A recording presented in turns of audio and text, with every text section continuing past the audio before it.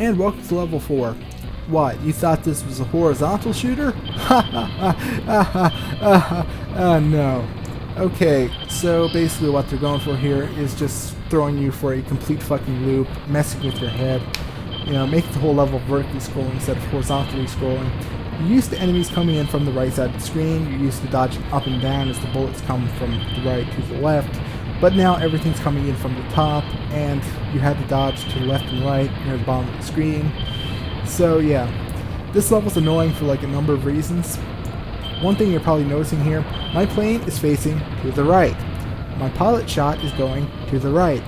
There's no fucking way to hit those enemies with the pilot shot unless you move up, and that's very fucking risky because you have the risk of enemies spawning like right on top of you and other stuff like that. So yeah. So how do you take out the enemies? Well, obviously you use the gunner. But there's a problem with that. See, the gunner slows down your movement. So basically you don't move as fast, and that could get in the way a little bit. And you can't really release the button, otherwise you're going to stop shooting.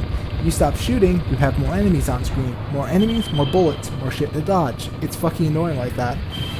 So yeah. Plus, to make matters worse, the auto-collecting works that way. Basically the way you auto-collect is by using the other shot type. If you want to auto-collect gems, you release the shot button. If you want to auto-collect rings, you hold it down. That's how that works. So you have very precisely timed button presses. And this level gives you very, very good opportunities for very high scores and additional lives through that. So there's a serious risk versus reward thing going on there. Yeah. And to make matters even worse, you're noticing the aspect ratio on the screen. Notice how it's like less space from top to bottom than left to right. So these enemies are a lot closer to me than I'm used to. It's maybe twice as close. So when sometimes enemies come in like partway through the screen, like halfway, you're actually dodging in like a quarter of the space you're used to. So you're pretty much getting shotgun blasts all the fucking time from all these enemies because they're right up in your face right the second they spawn. Quite a bit different than you're used to. So yeah, between all this shit, you just have like a very, very precise combination of bullshit. Release the Kraken. So here we have boss fight. Thankfully, they don't stick with their horizontal, vertical bullshit and actually make the boss horizontal like we're all used to. Very nice. And the bosses, you probably noticed, they don't seem especially difficult. That's because, as far as I can tell, they don't actually scale with your rank. So even though the levels do get harder, the bosses more or less stay the same, as far as I can tell. So you don't have to worry about fighting like uber powerful bosses if you're going for like a decent rank. Of course, on the downside, the bosses aren't going to get any easier for you either if you're really sucking at the game. So, you know, it depends on which side of that fence you're on. So, just, you know, basic dodging. Just keep shooting that motherfucker. Very fucking easy.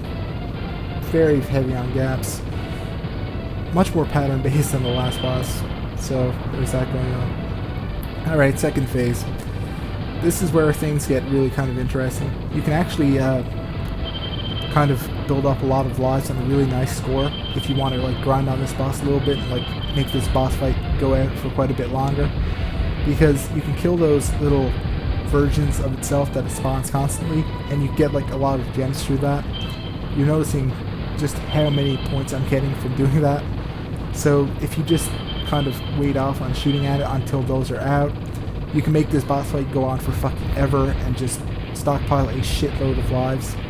Very fucking nice if you can actually, you know, dodge these patterns and stuff, and you're not worrying too much about, you know, playing through the game at a certain time, whatever.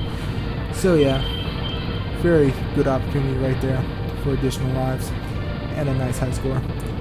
This pattern right here, a little bit difficult to dodge. You want to watch for the flash, and then it shoots out the huge group of bullets. You really, really have to watch for that flash. Otherwise, you're probably going to be near the top of the screen, and it's really hard to dodge that one if you're at the top of the screen. Or even worse, you're right in the middle of where it's going to shoot off that sudden burst of bullets, and if one spawns right on top of you, you're fucked. So yeah, final phase, just really fast homing shots all over the place, followed by the field of bullets, which you just have to very carefully dodge through. Fuck you all and good night.